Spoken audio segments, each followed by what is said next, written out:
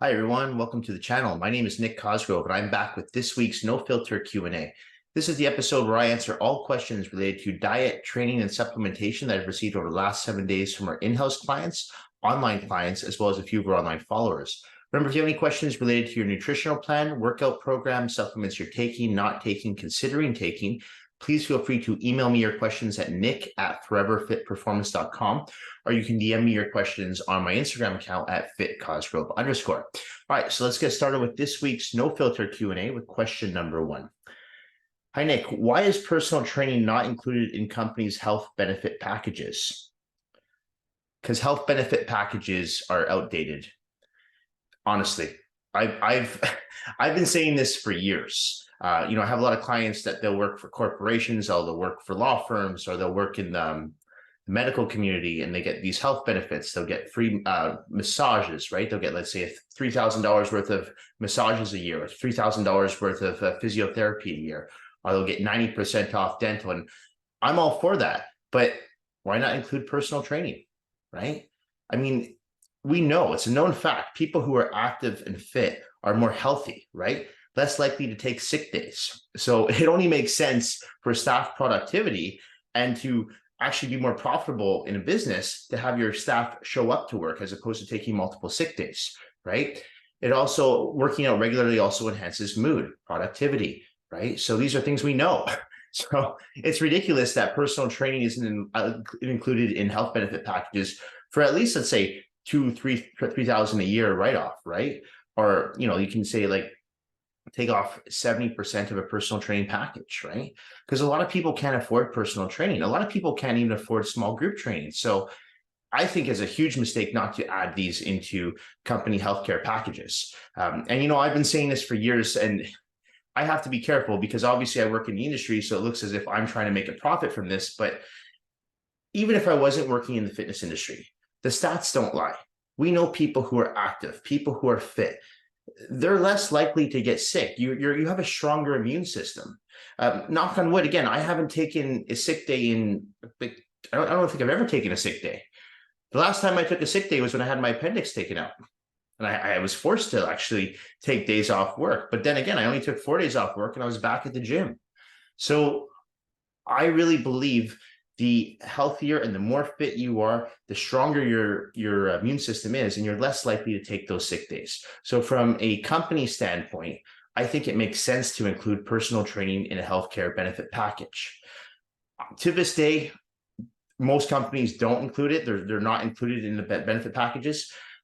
I think it's a matter of time until one day someone wakes up and goes, hey, wait a second. This is going to make a huge difference in our staff productivity. It's going to make a huge difference in our staff, their moods. Everyone's going to be happy. Everyone's going to be feeling good, energized, because that's what working out does, right? I'm not saying take away massage. I'm not saying take away physiotherapy. Just add personal training as an option. So the person who has these benefits can choose, okay, do I want to go for physiotherapy? Do I want to go for RMT? Or do I want to go for personal training? I have a feeling you'll have a lot of people who will take the personal training. Like, there's a lot of people who don't even use their healthcare benefits, right? That they get massage and physio. I have clients that can use them. They don't, because they don't need a massage. Their backs are fine. They don't need physiotherapy, right? So, I mean, this is ridiculous that it's not included. So I do think it's a matter of time. I think it takes more time, unfortunately, with these things. But I think in the next 5-10 years, we'll see a lot more health benefit packages that include personal training. So be patient, but I think time will come. All right, next question. Hi, Nick. Do you think it's necessary to be active on social media if you want to get more personal training clients? No, I don't think it's necessary. However, I do think in this day and age, if you're not on social media and you're working in the fitness industry, you're just doing yourself a disservice. I've said this before, I don't have a huge social media following, but I like to use our YouTube platform, our Facebook platform, and our Instagram platform just as a source for people to refer to when they do look me up online, right? So they know, okay, I have more than just a website. I am active on social media. I do my online training platform. I do in-house training. I have trainers that work for me and with me, right? So that's the first thing someone does now in this day and age when they want to work with someone, they Google you, right? So I think it's important to have an online presence. I don't think you need to be taking selfies and videos every day, no. But at the same time, I think that you need to be consistent with your social media content. So you're either on it or you're not. And that doesn't mean you have to post daily, but you should be doing at least 3 or 4 posts or videos a week if you are online and you're working in this industry. The one of the worst things I see with a lot of personal trainers is they'll do one post and you won't see them post again for a month. And then you'll see 1 week where they do 5 posts, and then again, you won't see them post for 3 months. I mean, that to me, that looks sloppy. So you're either in it or you're not. And as I said, I'm not a social media influencer. Most of my clients don't even use Instagram or Facebook. And that's why I started this YouTube channel, because I can send a link to the clients when the Q&A is up, and I can answer the questions right to them on through the YouTube video. So again, I don't think it's necessary, but it can't hurt. And especially again with the younger generation. I mean, a lot of my clients who've come to work with me over the last 5-10 years are in their 20s. And that generation is online. That generation does have Instagram, does have Facebook, does watch YouTube, right? So it can't hurt, but it does take time. I mean, if you're updating videos and you're uploading videos and then you're updating posts, you're writing weekly blogs, that's a lot of work, and it's work that you don't really get paid for. So it is a lot of work, but it's worth it. In my opinion, it's worth it, because even if for not even new clients, even for my current clientele, I like them to, if they have a question, they know, okay, I'm gonna answer the question on the YouTube channel. Or if they have a question about dietary nutrition, they can go to my Instagram and they can look up any of my my recipes I have online through my online coaching app, right? So, I mean, I think it's important to stay relevant. And I think the only way to do that in this day and age is to get on social media. And like I said, it doesn't have to be every day. I'm not on social media every day, but I try to stay somewhat consistent with the weekly Q&As, with my weekly blogs, training videos, all this stuff, right? Because again, if someone is looking to work with you, first thing they're going to do is Google. And if all you have is a website that was built from 2010, it doesn't look that professional. So my recommendation, definitely have a website. Absolutely. If you don't have a website, you should not be in this industry, but have a website. And yeah, at least use Instagram or Facebook or YouTube, something, just so you remain active and people know there's a presence, you have an online presence and people know who you are, the services you provide. And it just makes it easier to generate new clientele and also remain a source for your clients. If they want to look back and they have questions about dietary nutrition or training videos, they know they can just look up what your social media content and probably find what they're looking for. So I would say get on social media, and if you're not, at least do something where you're creating somewhat of an online presence. Okay. Nick, are there any hot sauces that are not okay to add onto meals for flavor? No, most hot sauces should be fine. The only thing you have to watch for with hot sauces is the sodium content, because most hot sauces are fairly low in calories, but you have quite a few out there that are really high in sodium. Like you'll see some that go for like 500-600 milligrams for a teaspoon. That's a lot of sodium. So that's the only thing I would watch. I would aim for the hot sauces that are like 100 to 200 milligrams of sodium max for a teaspoon or tablespoon. And even that's a little high. So the great thing with hot sauce is you're not going to really be pouring it all over your meals. You're just going to be drizzling it, right? So it shouldn't be that big of a deal. But for the most part, I say go for it. I'm trying to think if there's any hot sauces that I would avoid, but none come to mind. Barbecue sauces, yes, definitely avoid the barbecue sauces. They're loaded with sugar. Most condiments, unfortunately, are loaded with sugar. So that's why I don't really recommend people consume condiments. If you're looking for an alternative to hot sauces, though, something like sugar-free ketchup, that's another good alternative. Mustard's great. Mustard has 0 calories, right? You can go for, every once in a while, I like to tell people take some spices like Mrs. Dash. It's very low in sodium. Even like the spices that have a little bit high in sodium, like say Montreal steak spice or chicken steak spice, they're a little high. Again, if you're just putting a little bit on there, that should be fine. Unless you have a problem with sodium, a little bit's okay. You just don't want to have too much, right?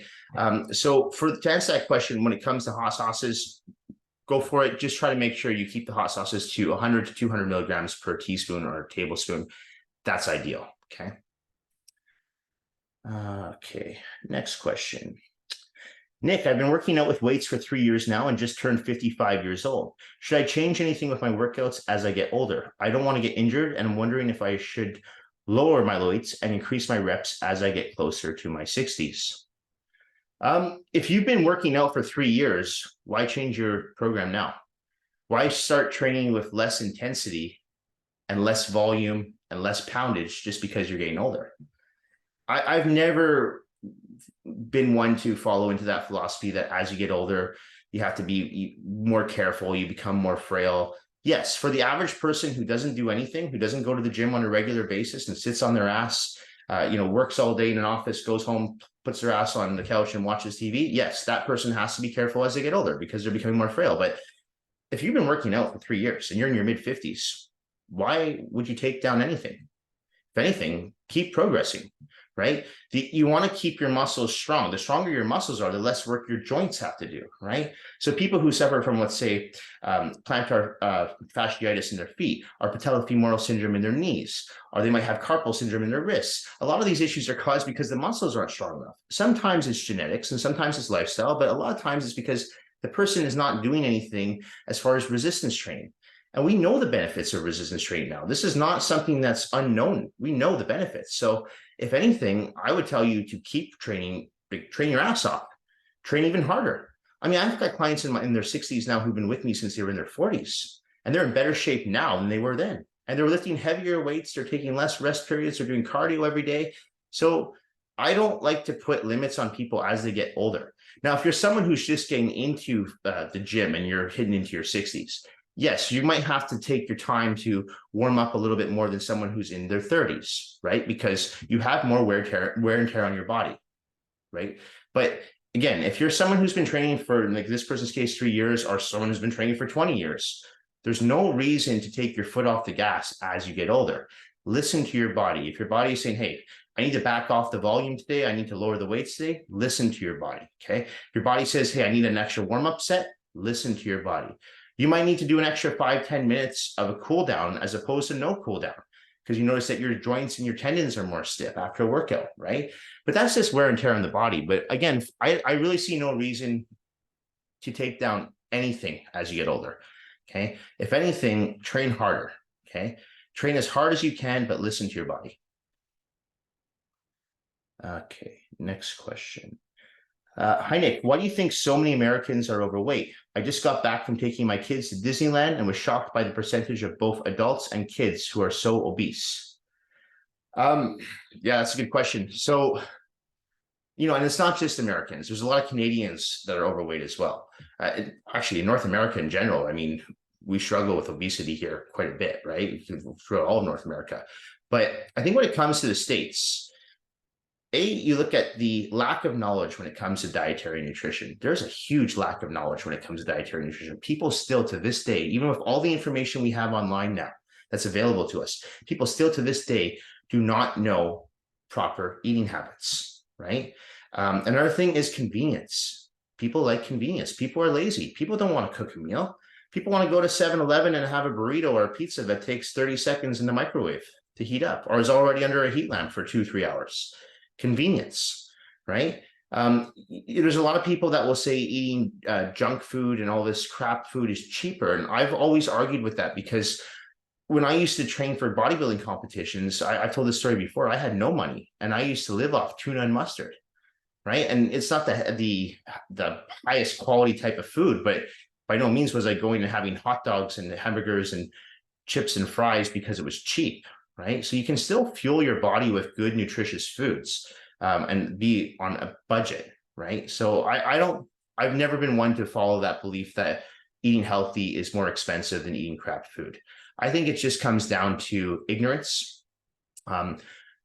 convenience, and really, I mean, a lot of times, a lot of these foods, they have added preservatives in them. They have tons of sugar in them. So what's happening is people become almost dependent on them, right? They're like junkies. They need their next sugar high. And I've seen this a lot of times when I work with people on their nutritional plans and they come to work with me. And that's why I always ask any new client to give me 3 days of what they're currently eating, so I can see a 3-day diet log.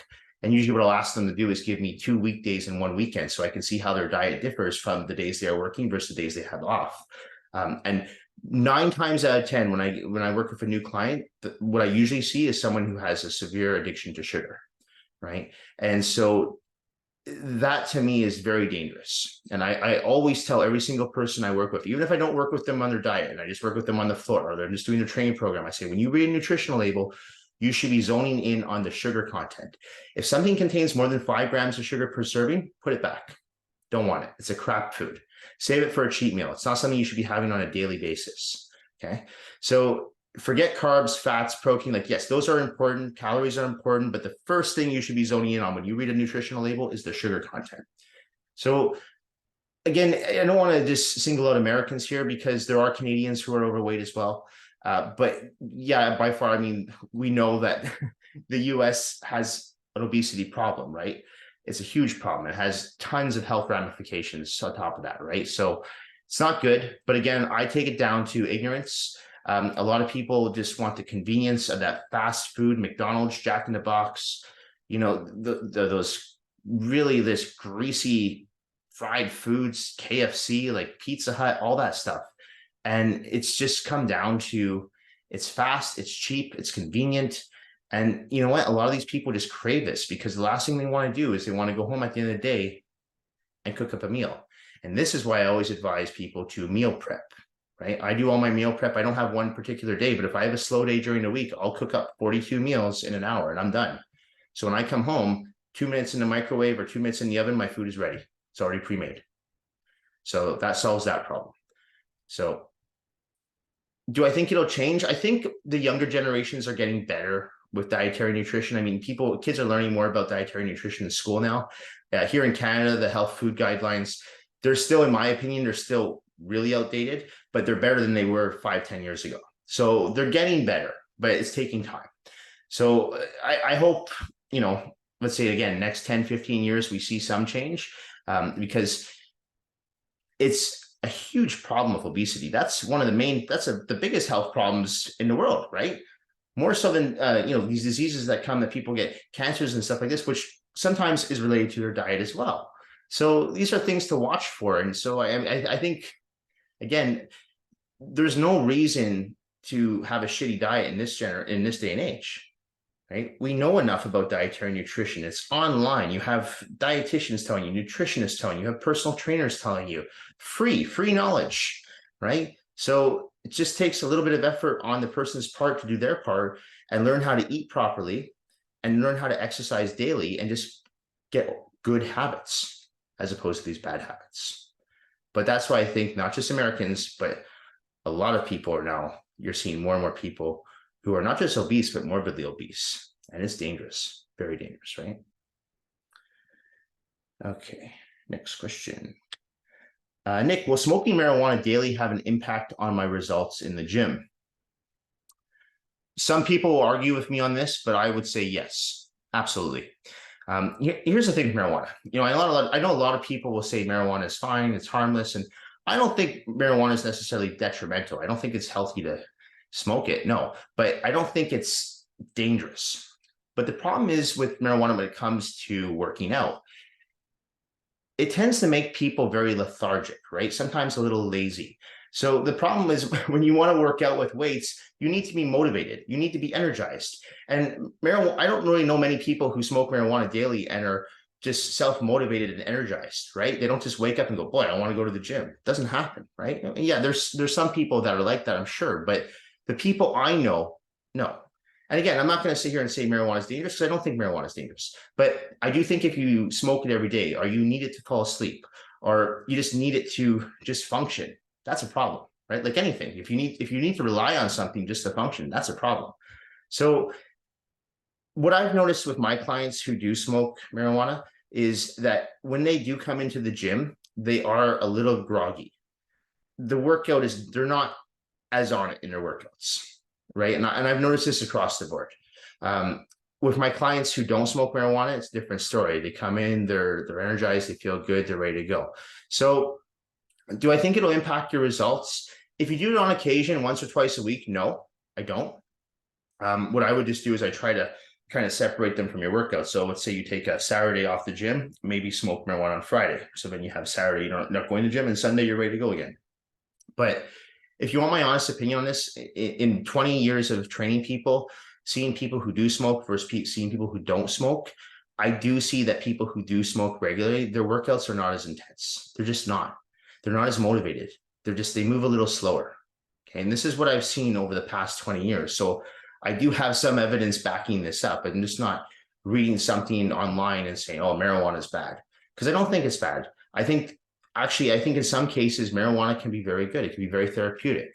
But when it comes to lifting weights and working out regularly, I don't think it helps in any way. So that's my opinion. Again, some people will argue with me on that, and there might be some trainers out there or some gym junkies that say, no, I smoke weed every day and I feel great. I do edibles, I'm fine, I'm like, great. But I'm just saying, in my experience, in 20 years of doing this job, training people who smoke regularly, their workouts are not nearly as intense as those that don't. Okay. Hi, Nick. Does IV vitamin therapy work? Absolutely, it does work. I've done it myself a few times. Vitamin IV therapy, in my opinion, is actually really good. It allows you to absorb the vitamins and the nutrients in a much more quicker and efficient manner as opposed to just taking them orally. The problem is first of all, it's very costly, right? I've gone to IV injections where they cost about $100 just to do one, and it'll be like half an hour. So they're pretty costly. Second, it's something you have to do on a regular basis. They usually advise anywhere from 1 to 2 times a week. So if you are on a budget, it's not the most efficient way to get in your vitamins and nutrients, but it does get delivered to your system in a much quicker fashion, right? So I do think it's very beneficial. And I think if you've got the money to spare, it's something that you should do at least once, potentially twice a week, okay? But with that being said, if you're someone who is on a budget and you can afford to be doing $100 to $200 a week on IV injections, what my recommendation then is to continue along with your oral supplementation. So you take your vitamin C, vitamin D, omega-3, zinc, B complex, whatever you take, whatever you're deficient in. Because as I mentioned on last week's channel, you should be getting your blood work done regularly, at least once a year, My recommendation is every 6 months to see what you're deficient in and then take that vitamin that you are deficient in, right? So if you have a vitamin D deficiency, then you would be supplementing with 2,000, 3,000 IU of vitamin D a day, for example. So to go back to that, as long as you're taking your vitamins early on a daily basis and not missing them, then I think you will still get in. And I'm going to say I think, because I can't guarantee, but I think you will get in enough nutrients that when you go back and get your blood work done again, you won't be deficient in that vitamin or that mineral, right? So for myself personally, like I mentioned last week, I take my vitamins every day. So I get in the habit of taking them while my oatmeal is cooking. So it's just habitual. So I don't miss them. My oatmeal is cooking. I'm standing there waiting for it. Take all my vitamins, good to go. So you want to put them somewhere where you do a daily routine where they're right in front of you. So if you get up in the morning, make a cup of coffee, have your vitamins right there, so you take them, so you don't forget. Because if you take them daily and then you take them yearly, what's going to happen is you build up that tolerance in you naturally, right? So therefore, the IV drips would not be necessary. But they can't hurt, and every once in a while, they do help. I have some clients who, when they're dealing with a hangover, they'll go into those IV drips, and they do work. But again, they're expensive. So if you are on a budget and you can't afford it, just take your vitamins orally, but take them consistently. And go for regular blood work. Because again, if you're just taking supplements and vitamins and you don't know what you're deficient in my opinion, you're wasting your time. Like I said, there's clients I work with who don't want to do their blood work, and I'll say, okay, I'm going to give you a very generic supplement protocol, but I will make sure people understand it's very generic. It's something I give to everyone. If I see your blood work, it's much better, because then I can actually prescribe a good supplement protocol for you to help bring up your deficiencies. But if you don't want to get your blood work done, the 3 vitamins, like I said, I mentioned last week, vitamin C, vitamin D, and omega-3, I put that across the board for everybody. And I said daily. Okay, you can't just take them 2 days on and 5 days off and 3 days on, or take them when you're feeling like crap. You have to take them consistently because your body has to build up a tolerance to them. Okay, so otherwise your body will reject them. So that's crucial. So vitamin IV injections, do they work? Yes. Are they necessary? No. If you're on a budget, stick with the orals. If you got money, a little bit more money, and you can afford it, I would do it once, even twice a week, because I do think it's very beneficial. Okay. Next question. Nick, can a man and woman follow the same workout program? My girlfriend wants to start training with me, but I do all weights and not much cardio. Would it still make sense for her to train like me? A man and a woman can train together, and a man and a woman can follow the same workout program. I see no reason why not. But you have to make sure, again, you somewhat customize the plan for you, right? So, for example, if your girlfriend struggles with, she's got some weaker body parts in the lower half of her body, right? And you've got weaker body parts in the upper. You probably want to prioritize your upper body. She probably wants to prioritize her lower body, right? So you guys kind of have to, maybe in those cases, you might have to customize the program for each person. But I've mentioned this before, over the last 15, 20 years, most of my training partners have been women, and we've done the exact same routine.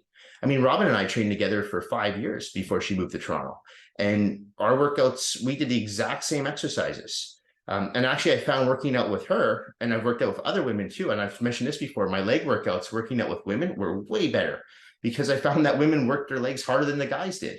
So whenever I was preparing for a show, I'd always ask one of my female friends, I want you to help me prepare for the show. And it was usually Robin. Before that was my friend Alicia. So it helped because they pushed me more than the guys did, because usually women want to work their lower bodies more than guys do. So it wasn't just about the weights. It was about the volume. It was about the reps. It was about the rest period. Everything came into play. And I really attribute my leg development to working with women. I say it over and over again. If you want great legs, train them with a woman or train them like a woman. So yes, I train people for legs, but it's from what I've learned from training with my female friends over the years. So I absolutely think a man and a woman can train the same. I have group classes where they're co-ed, and the men and the women do the exact same exercises. In some cases, the women lift more weight than the men. Actually, in a lot of cases, they do. So I see no reason why not. But again, where it comes down to, for anyone, even if you're two guys training together or two women training together, if you notice that you have muscular imbalances, which we all do, and you have a training partner who you're training with consistently, it's good to meet each other halfway. I used to train with one of my good friends, Dan, and he really struggled with his legs, and I struggled with my upper body. So we gave priority to both, because what happens is when you have those muscular imbalances, you want to work on them, but you want to prioritize them. So if you have a training partner that's going to help you and stay consistent and spot you and motivate you, whether it's a man or a woman, you can train together. But again, meet each other halfway. So say, okay, well, legs aren't necessarily my weaker body part, but I'm going to help my training partner. So we're going to give them a little bit more volume, right? More intensity. And I'm going to train them just as hard because this is my training partner. And then your training partner, who might have a phenomenal upper body, is going to help you, who might not have the best upper body, right? So that's where it helps to have a good training partner. And if you don't have a training partner, hire a personal trainer that can help you with that. But again, I see no reason why a man and woman can't train together or do the same exercises. I still think guys should be doing hip thrusts in the gym. Women do hip thrusts all the time. I still think women should be doing bench presses in the gym. You see guys doing bench press all the time. So I don't think there's these female exercises and male exercises. I think that's ridiculous. I think both genders can do all exercises. All right. Hi, Nick. Can you please tell me what a triple drop set is and why I should use them in my workouts? Been following your online training program for the past few weeks and love it. Thanks, Nick. Okay, so a triple drop set, let's use a barbell back squat as an example. So first of all, triple drop set should only be performed as your final set of an exercise. So let's say you have 4 sets of barbell back squats and you're on your 4th and final set. Now let's say you're squatting 315 a side. So there's 345s on each side.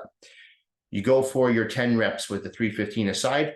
As soon as you're done those 10 reps, and I mean as soon as you're done, you step out of the squat rack, you clear a plate off each side, you bring the weights down to 2 plates a side, you go again and you go for another 10 reps, right? As soon as those 10 reps are done, you get out of the squat rack, you clear a plate each side again, and you do one more final set, 10 reps of 45 a side, right? And there's your triple drop set. I don't recommend doing triple set drop sets on every single exercise, but on big muscle groups like legs and back, I will throw them in for a few exercises. Again, not every exercise. So if you go to my online coaching app, you'll see my training program. If you're, say, following a back day, you might see on a T-bar row, I want a triple drop set at the end. So let's say you're doing 6 25-pound plates on a T-bar row. You do 10 reps with 6 plates, strip off 2 plates. So you're 4 plates, do another 10 reps, strip off 2 more plates and do another 10 reps. So you've just done 30 reps. It's crucial that you do not rest in between these drop sets, right? You want to stimulate the muscle to true failure. The great thing about drop sets is even though you're, let's say at that squat, you're squatting 315. You can't get more than 10 reps. You're done. But if you take off another 90 pounds and you say, okay, well, now it's 225. I can probably get another 10 reps at 225. And then you take it off again and you get down to say 135 and you can do another 10 reps. So that's taking the muscle to true failure, which is why I recommend only doing a triple drop set on your last set of an exercise. Okay. Don't do it on the first or second set. That's not a good idea. So do it on the last one and just think to yourself, okay, if the barbell back squat, I'm only going to do this exercise one time a week, just one time. So I'm going to do 4 sets and that's it. I'm not going to do it. I do squats on a Monday. I'm not going to squat again until next Monday. So if you think like that, it's really not that much volume, but you want to really take that muscle to true failure. So that's where triple drop sets come into play. I'm a huge advocate of incorporating them. And like I said, I'll usually put them in on the bigger muscle groups, and on the smaller muscle groups like biceps and triceps, I might throw in some double drop sets where it's just like your final set, 10 reps and then drop the weight down in half and do another 10 reps. Like I said, you don't have to do it on every exercise. Just do it on the big ones. And pick like at least 1 or 2 exercises for every workout to do them on. They're great. They're really good for your cardiovascular as well because you get your heart rate up. When you're done a triple drop set, you'll need about a minute or 2 just to catch your breath for them. So I would definitely advise incorporating them to every workout. And again, not every exercise, but pick 1 or 2 exercises per workout and throw them in on the bigger muscle groups. Chest and back, legs and back work great. You can throw them in on chest every once in a while or shoulders. Arms, like I said, double drop sets work best. All right. Last question. Nick, in your opinion, what's the best diet to follow? There are so many out there, but I want to follow the one that will actually work. The best diet out there, and I've said this before, is a diet that is sustainable. Okay. That is the best diet. One that is realistic and sustainable. One that you can follow consistently and not feel like you're suffering or that you have low energy or you're being deprived. That is the best diet. Right? Now that might look different for 2 people, right? Someone might perform better on an intermittent fasted diet. Someone might perform better on a ketosis diet. Someone might perform better on one of my diets, which is a macronutrient rotation plan, right? So again, it's not that one program is better. It's just you have to find the program that fits your lifestyle, right? So for me, for example, I'm up at 5 or 6 in the morning every day. I go to sleep probably about 11 or 12 at night. I'm up for a large portion of the day. I'm on the floor with clients. I'm working online with clients, and then I have to fit my workout in somewhere in the day. My workout time is never a consistent time. Sometimes it's at 7 in the morning. Sometimes it's at 7 at night. Sometimes it's at 1 in the afternoon. So I have to make sure that I plan my meals around that. So intermittent fasting would not work for my schedule. There's no way I wouldn't be able to do it. But for someone who's a 9 to 5 person, for example, and trains every day at the same time, intermittent fasting might work really well for them because they might say, okay, for the first portion of my day, I'm not going to eat, but towards the end, I'm going to surround my meals around my workout. So it might work for that person, right? You also have to know what you like and what you don't like with foods. Some people respond really, really well to a very low carb to no carb diet, whereas others like myself need carbohydrates. So again, you have to follow the plan that works for you. And one thing I also say to all my clients, no one, including myself, no one has a perfect diet. Everyone has something in their diet that they're deficient in, or that they maybe eat too much in. Maybe they have like something that they crave, whether it's alcohol, whether it's chocolate, whether it's candy. So no one has a perfect diet. I've never met someone, including myself, who has a perfect diet, right? We all have our little things. But if you can keep, and I say this too, if you can keep at least 90% of your diet clean for the most part, and something that you enjoy, something that gives you lots of energy, you don't feel like you're being deprived. You don't feel like, oh, I can't go to this social event because I'm on a diet. Then you're following a good plan. If you're doing something where you actually enjoy the food you're eating. And that took me time to figure out, because after years and years of following these fad diets, I had no energy. I had to avoid social functions. So I'm like, well, I can't eat this. I can't drink that. It sucked. And then finally I realized, okay, there's a way to actually incorporate these so-called bad foods into my plan, as long as I keep staying on track 90% of the time. And what I noticed is it had zero negative impact on my physique or my health whatsoever, just by incorporating those few cheat meals throughout the week, having maybe a few glasses of scotch throughout the week. That has had zero impact on me whatsoever. Okay, so the best diet is a diet that is realistic and sustainable. Any diet will work. And I've said this time and time again, any of these fad diets that you go on will work. Because most fad diets, you're either going to have severe caloric restriction or a severe like macronutrient restriction. So some of these diets that take out carbs, if you go on a keto diet and you follow it strict for, let's say, 8 weeks, you'll easily lose 3 to 4 pounds a week. But when you come off that diet, what's going to happen? You're going to put all that weight back on. In most cases, most people do. Look at the Atkins diet. That's a perfect example. So again, if you're someone who says, oh no, I perform better on a keto diet, great, follow a keto diet. If you're able to keep the weight off, great. If you've got lots of energy, do it. I see no reason wrong with that. But again, if the diet is not sustainable and you can't stay on that diet for life, it's not going to be effective. It'll be effective for a short period of time. It'll get you the results you want for a short period of time. But what's the point of gaining those results if you can't maintain them, right? So again, the best diet is a diet that's sustainable and realistic. All right. That is it for this week's No Filter Q&A. This episode will be going up on Tuesday, September the 12th. As a reminder, if you have any questions related to your diet, training, or supplementation, please feel free to email me those questions at nick@foreverfitperformance.com, or you can also DM me your questions on my Instagram at @fitcosgrove_. Thank you all for watching. Thank you for supporting the channel. Thank you for supporting my business. And as a reminder, if you have any questions with regards to your training or diet and are interested in working with a personal trainer or coach, I'm taking on clients on my online coaching app. If you'd like more information on that, just email me, nick@foreverfitperformance.com, and I'll fill you in on exactly what that entails with my training program and my nutritional plan, or you can work with me if one or the other. You don't have to work with me on both. Anyway, thank you all so much. Have a great evening. Thanks so much again. Bye for now.